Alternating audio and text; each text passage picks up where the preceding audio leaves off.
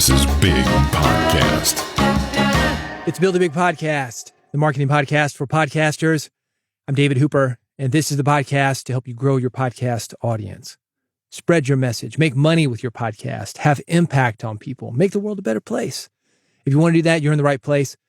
This is not a tech podcast unless the tech that I talk about has something to do with one of those things I just mentioned. So if you're looking for information about microphones or how to plug something in, this isn't it. You are usually not going to find that here. However, I hope you'll stay around because once you do figure that out, you got to have people listen, right? You want to make impact. You want people to feel something when they hear you. And that's exactly what I talk about here.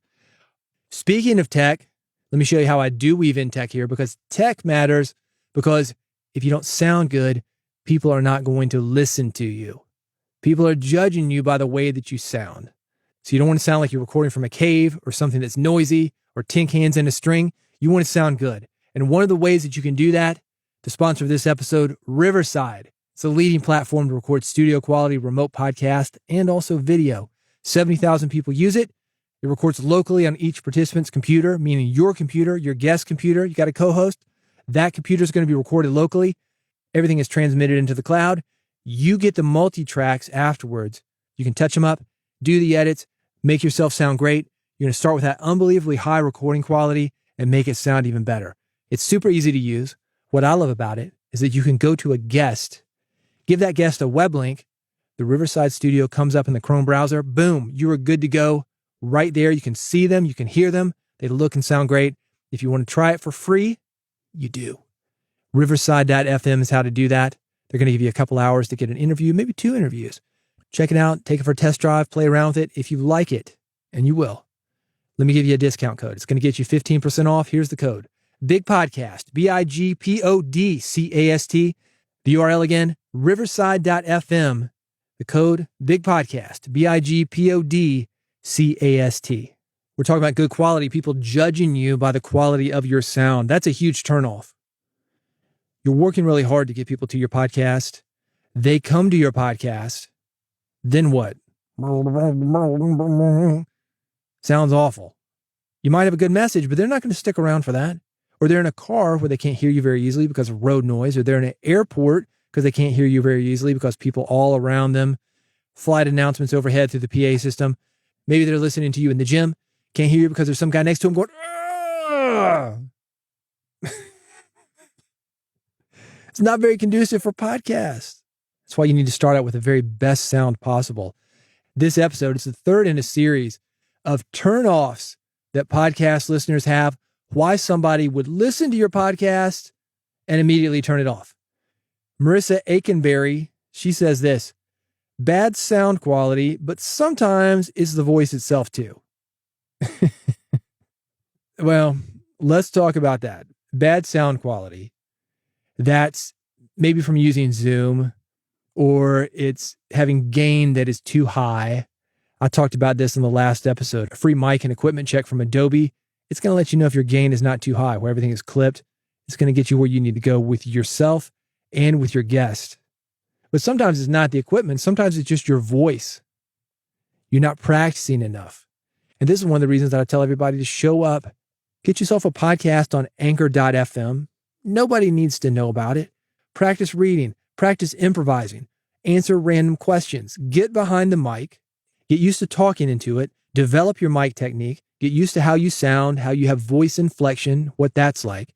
Listen back to yourself, edit your podcast, and learn what works and learn what doesn't work, what you're doing right, what you need to do better. It's simply time behind the mic. It's not your voice. Nobody I know has a God-given radio voice. Some people you'll hear have a nice baritone voice or radio. You know, like the old school 70s radio voice, turn it up and rip the knob off, that kind of stuff. But a lot of that is practice. A lot of that is EQ. A lot of that is the type of mic somebody's listening to, the processing. And I'm not saying I've got a voice like that, but I'll give you an example of even my voice that you're hearing now and what I'm doing to get this sound. I'm going into an RE20 mic. It's a mic by Electro Voice, about $500. It's the top broadcasting mic ever. It's been around for 50 years. When you go into a broadcast radio station, you will see one of 2 mics. This one, the RE20 by Electro Voice, or you're going to see the Shure SM7B. Those two are the radio mics. I'm going into a preamp. That's a cloud lifter. That's going into another preamp, the DBX 286S.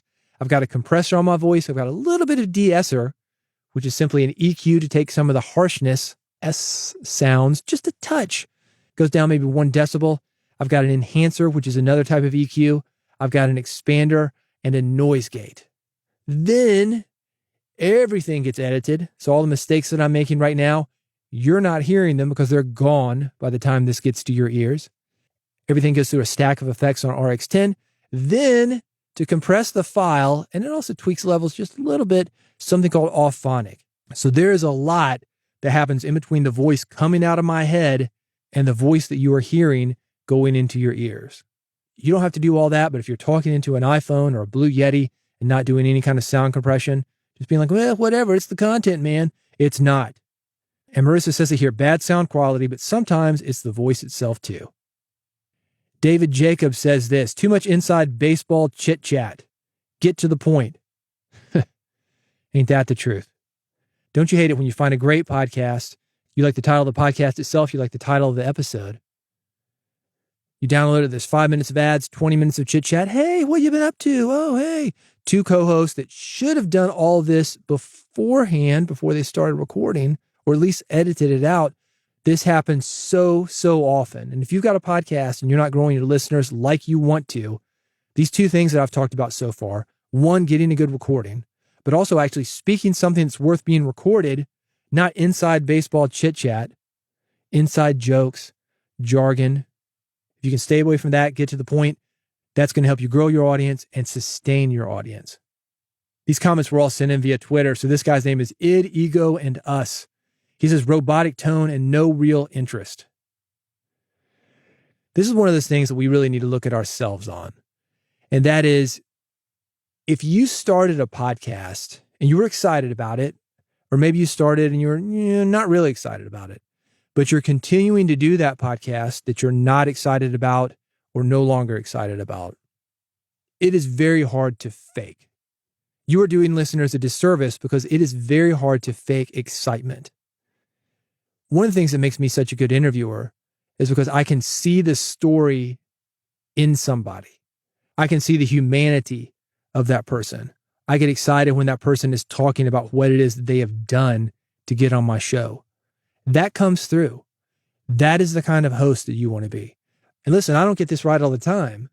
There's certainly been some podcasts that I've signed on for as the host. I'm like, it doesn't turn out to be what I thought it was going to be. I think I told the story on here recently of somebody set me up with a guest. And I'm embarrassed to even mention that I went through this interview. I'm talking to a dude, and there's reverberation. It didn't sound very good. Doesn't have a very good mic. I don't know if it's a laptop mic or whatever. And all of a sudden, I'm hearing this. I'm hearing like a hiss. What's that hiss? Okay. Well, I'm just going to go through it. I don't want to be here anyway. And I hear like cling, cling, cling, cling. And finally, I asked, I said, man, I'm getting some weird noise. I'm getting like and there's some kind of clinging. He says, oh, yeah, man, I'm doing this from the kitchen. My wife's washing dishes. And I'm thinking like, what? No, dude, if you want people to pay attention to you, you can't show up like that. That's on me, though. That's on me. I don't think that interview actually ever went out, just for the record. But at that point, I should have been like, maybe we need to do this later. And that was a fluke. I'm sure there was more to this story. I don't remember it now, but that was one of those things that never, ever, ever would have happened on this podcast. If you want to be on this podcast, and I'll have guests occasionally, you're answering questions. You're agreeing to things like, 1, you're going to show up with a good mic. 2, you're going to be in a quiet place. And 3, I am allowed to edit you without sending anything back. That's the agreement. And 3B, this episode may never air. You got to show up correctly, but that is your job to guard your listeners when somebody shows up incorrectly. So robotic tone, no real interest, that's the result of that.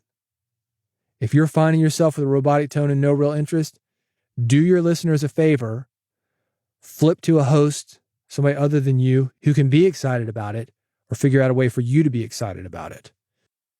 Boring Host, the Henson Men podcast, says this.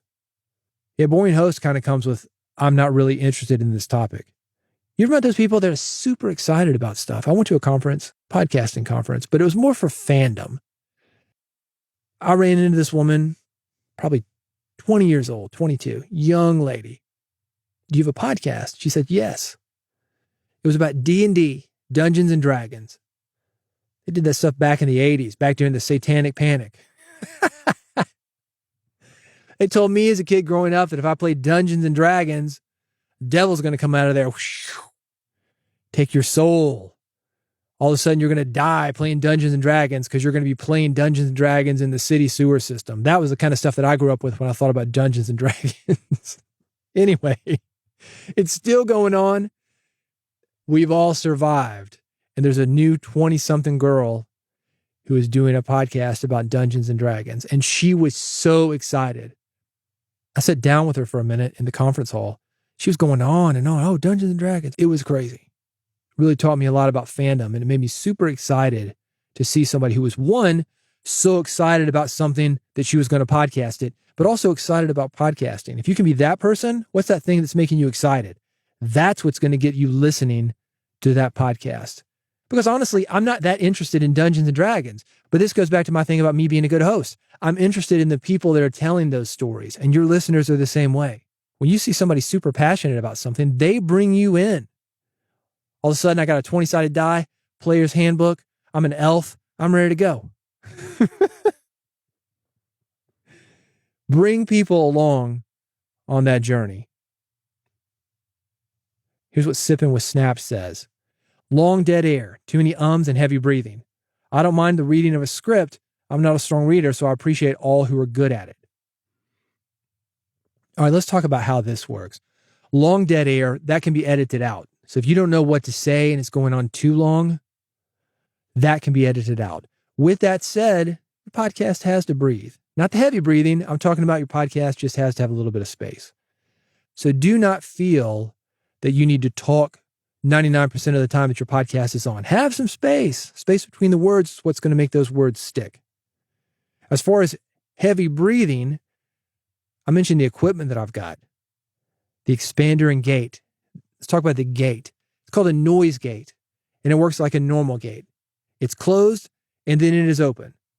I can see a red button. That means it's closed. And when I talk, I see a green button. That means it's open. It's letting my voice through. When it is closed, the breaths that I've got, they're not being recorded. If I've got a really heavy breath and it gets through the gate, RX, which I mentioned, iZotope RX, there's a deep breath module on there, takes that breath out. Doesn't take it out all the way because I want this podcast to feel natural, but I go from sounding like I've got emphysema to something that's a little bit more easy for you to listen to and lets you know the next words are coming up.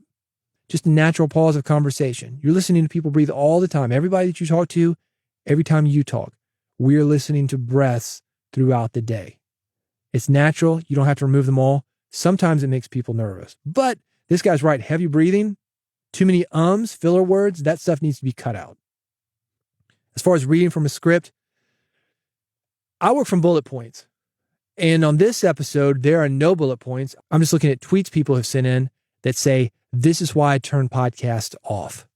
So we could argue that's bullet points. But all this, it's off the top of my head.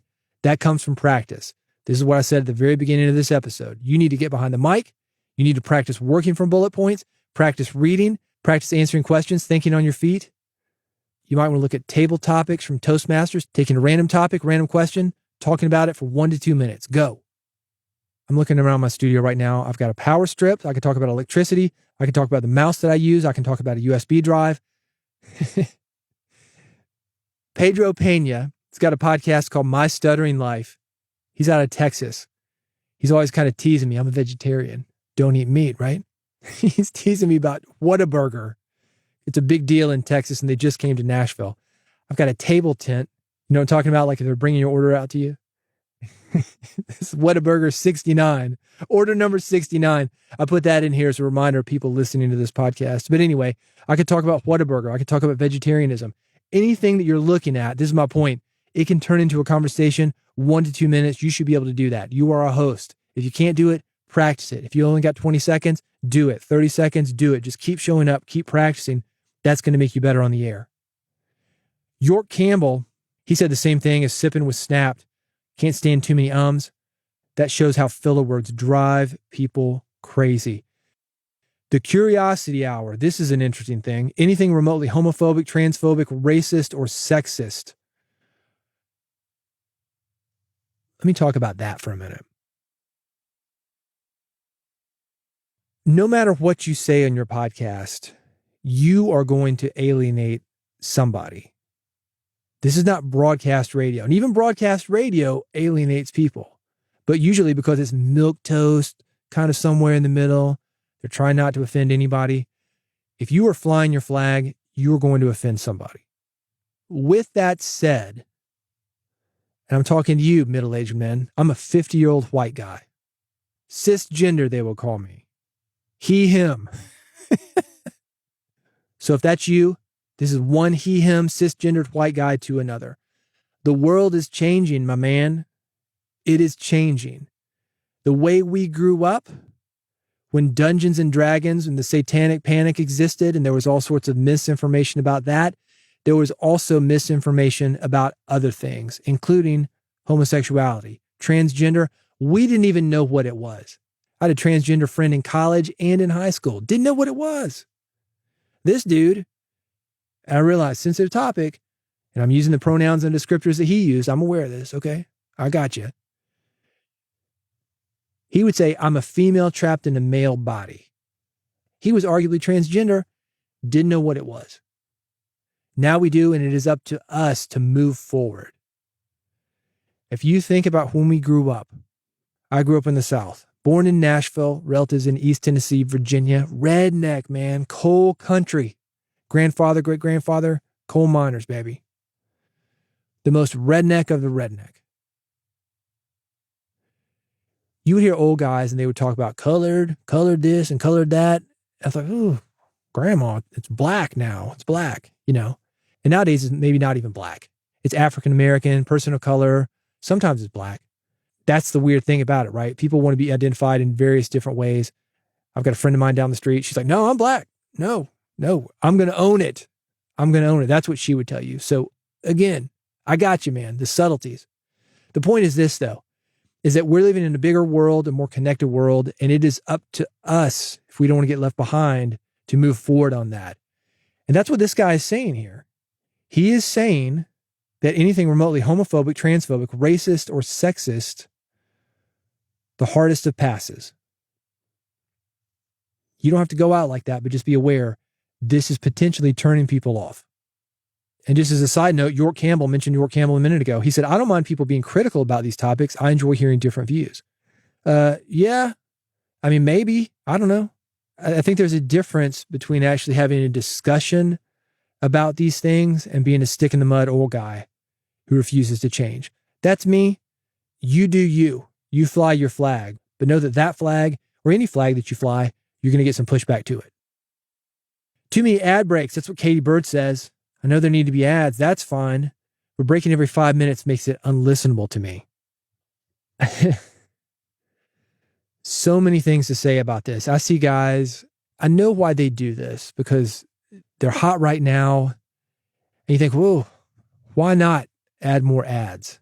What's one ad going to be? One ad per break. I know guys, 4 or 5 ad breaks in a 40-minute hour podcast or so. And each of those ad breaks has, 4 minutes of ads. They're cramming their podcast with ads. And they're getting downloads. And because of those downloads, it's a CPM model, paid for every 1,000 listeners that they've got, paid for every download they get. They're making more money.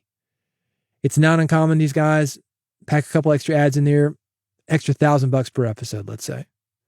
That's the kind of money we're talking about. And that's hard to turn down. It is hard to turn that down. Well, I just got to throw a couple more ads in there. No more work for me. It's the same show, same production. It's dynamic. Why not?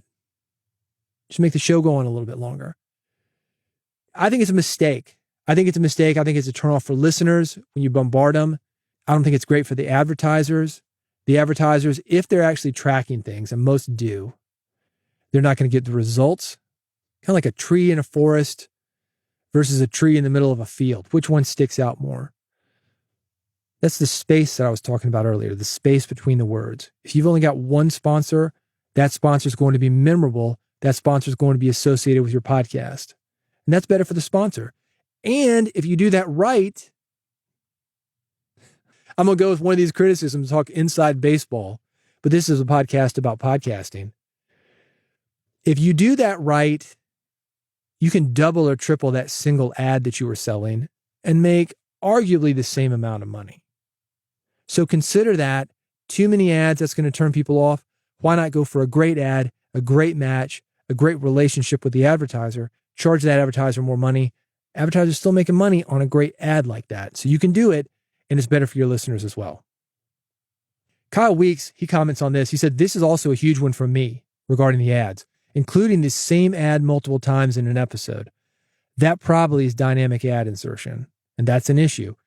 The worst example I've ever come across was a podcast that was only 30 minutes. It had 6 ads and 4 of them for $130 socks. Well, now I'm kind of curious. $130 socks? York Campbell jumps in. He says, what? That's crazy. Kyle says this, agree with you. A 30-minute podcast with 6 one-minute ads, 3 minutes of intros, music, recap of the episode and all that, 3 minutes of credits at the end, including outro music and such. Over a third of the podcast isn't even useful info. You can see why it stuck with me. Yeah, well, that gets back to everything that we're talking about here. You can see how all of this fits together. The long intros, the inside jokes, not getting to the point. People want what's promised, entertainment or how-to information, or they want to think, or they want religious information. They don't want ads for random things, jokes that don't land, you catching up with your co-host. This is some good advice from Todd Hedges. He says, we've been doing our show for 18 months and have been pretty successful. However, we still always evaluate what is working and what isn't. There's always room for improvement in some areas. Yeah, man. That's why I get behind the mic every day. That's why I edit my own episodes. A lot of people either don't like to edit or they pass along the editing to somebody else. I think it's great when it comes to getting stuff out because editing is a huge bottleneck. But if you are not doing some of your own editing, at least, and if you're a new podcaster, I think you should be doing all of it to really get into your patterns, your bad habits, your ums, your ahs, the filler words that you're putting in there. That is a missed opportunity for you to become a better host. And by the way, back to that, some people not editing, that's a huge annoyance. That's why a lot of these problems happen. The ums, the ahs, the long drawn out pauses. I've seen some podcasters, phone will ring. Oh, hold on. They'll press pause. I guess answer the phone. Okay, I'm back. Dude, we didn't need to know that. This could have been a seamless episode with you getting to the point that much sooner, even though you cut the conversation out without you telling us that you were answering the phone or having the phone ring. It would actually have been more interesting because we would have gotten behind the scenes if you'd picked up the phone and we'd heard something like your wife who's mad at you, or maybe you're behind in your power bill and your electricity is about to be cut off. That would actually be more entertaining than, oh, hey, man, hold on, I'm paused it. Okay, I'm back. We don't need to know that. False information, Middleman says that is the truth, man. I don't think you need to have a fact checker like NPR, but verify the stuff before you put it out there if there's any doubt in your mind. Seeing a tweet, seeing even a Netflix documentary, that does not mean that something is true. Kyle comes back on that. He agrees with it. He said, this one needs more likes, like way more. Too many podcasts just shove whatever baloney they want out there. Yeah, they do. But sometimes a fish doesn't know he's in water. Sometimes people are living in such a crazy world, man. And I'm going to end it with that. The world that we are often in, let me take it back to when I had the satanic panic with D&D. We're getting all this bad information about D&D. By God, a demon's going to come out of it. You're going to be going to hell if you play D&D. Jesus is going to be mad. Don't do it. That's an opinion. Maybe it's true. And these days, we've got an opportunity to see if that is more than just an opinion. Back in the day, back during the satanic panic, for example, back in the day, we had local media. We had local radio, local television, local newspapers. We just got what we got. So who's to say what we got is right and what the next guy got, who heard something different, is wrong? This stuff is still happening because these algorithms that we have online, they are feeding us more of what we want because we respond to it. It's not any different from you being in that small town with a small town newspaper, small town television, small town radio. You were getting very limited information. So the information that you put out on your podcast, you owe it to yourself and you owe it to your listeners to check it out if you have any doubt that it is not true. And it might very well not be true, or at least say, hey, this is an opinion. Don't be throwing it out there as fact. Check yourself, do the right thing, help your listeners out. That's how to grow your podcast. To take this thing all the way back to what I promised at the very beginning of this episode, this is how to grow your podcast. This is how to keep people from turning off your podcast. Having great information, getting to the point, doing these things, having that foundation, that's what's going to get you new listeners. That's what's going to maintain listeners that you have. And if you want to make money from your audience, you're selling a service or product, you've got that trust to where that's going to be so much easier. You want more from me? I might have to do another one of these. This is the third one. These are always interesting, though, to see why people turn podcasts off. Because I want them to turn you on, man. I want them to be like those old school DJs like I talked about. Turn it up and rip the knob off. That's what we want for you. And to make that happen, you've got to get these fundamentals down. If you want more from me talking about these things, here's how to do it. bigpodcast.com/subscribe. I make it very easy for you to subscribe. Never miss an episode. It is free. And if you don't like it, you can unsubscribe at any time. bigpodcast.com/subscribe. If you're on an iPhone, hit the iPhone button. Android, I got an Android button for you. I've got an RSS feed. I've got a QR code that you can scan. It's going to immediately put this podcast on your phone when you're at the gym, when you're in the car, when you're with your family this holiday season. I got you, baby. I'm going to be in your ear showing you how to grow your podcast, expand your audience, make impact with your message, make money with your message. bigpodcast.com/subscribe is how to do it. Go there right now before you forget and make that happen. And I will see you on the next episode of Build a Big Podcast.